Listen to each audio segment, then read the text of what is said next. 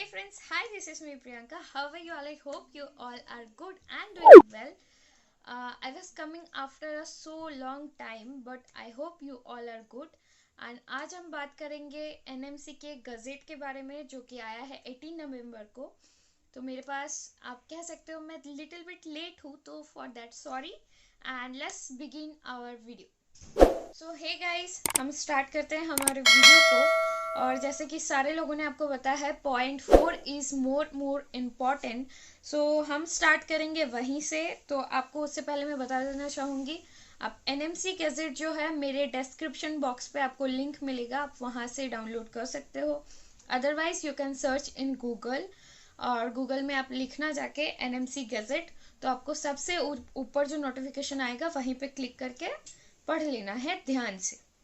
चलो मैं आपको बताती हूँ कि इसमें क्या क्या बोला गया है, क्या क्या नेसेसरी है एक फॉरेन मेडिकल ग्रेजुएट के लिए, जिसके कारण आपको इंडिया में एलिजिबल माना जाएगा. So let's start guys. Firstly यहाँ पे लिखा है grant of permanent registration of foreign medical graduate. Screen पे आपको दिखेगा. No foreign medical graduates shall be granted permanent registration unless he has. तो आपके पास क्या क्या क्राइटेरिया होना चाहिए.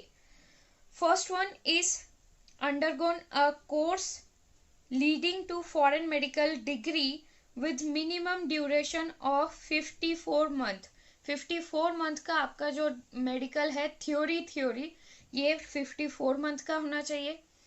After that the second point is undergone an internship for a minimum duration of 12 months in the same foreign medical institution. तो आपका जो internship होगा वो सेम मेडिकल कॉलेज में होना चाहिए जिसमें आपने एडमिशन लिया है, उसी में आपका इंटर्नशिप कंप्लीट होना चाहिए पूरे 12th मंथ का. आपका अगर 45 मंथ या उससे कम का मेडिकल है और 8 मंथ और 6 मंथ का इंटर्नशिप है, तो ये आपके लिए एलिजिबल नहीं होगा, नहीं माना जाएगा. Now the third point is received a foreign medical degree with medium of institutions in English, instruction in English.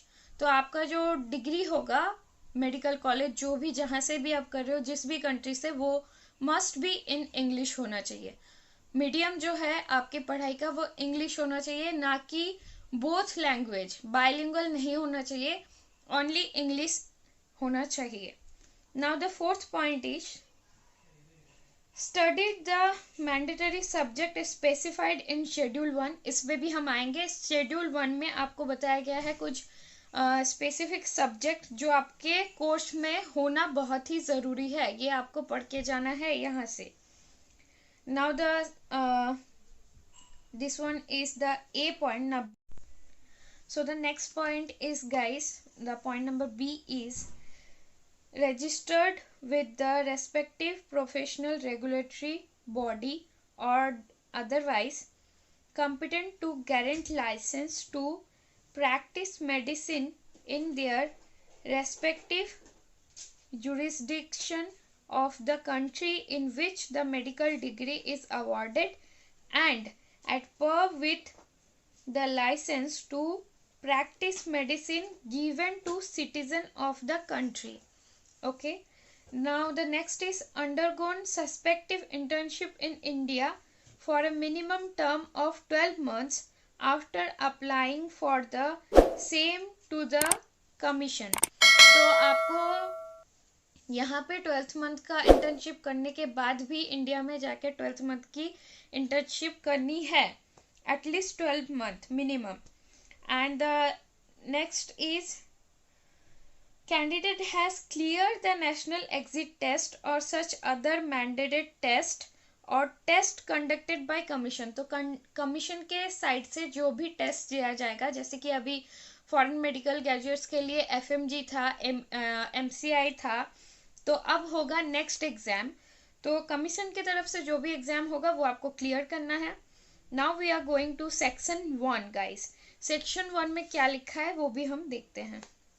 तो सेक्शन 1 में आपको दिखेगा the guiding principle for license a foreign medical graduate to practice in India is to ensure that the foreign medical graduate fulfill the requirements of education and training equivalent or commencement with that an Indian medical graduate. Okay. Now the second point is eligibility for primary medical qualification in a country outside India. ये है हमारे लिए duration of course and training subject leading to primary medical qualification. Any person who pursue the foreign medical degree should have undergone a course of theory, practice and clinical training equivalent to Bachelor of Medicine and Bachelor of Surgery (MBBS) of India and schedule have been completed internship of 12 months in addition to such course referred to. ये हम बात कर चुके हैं. Now the important subject क्या क्या है हम ये देखेंगे. अब हमारे लिए इम्पोर्टेंट सब्जेक्ट्स है गाइस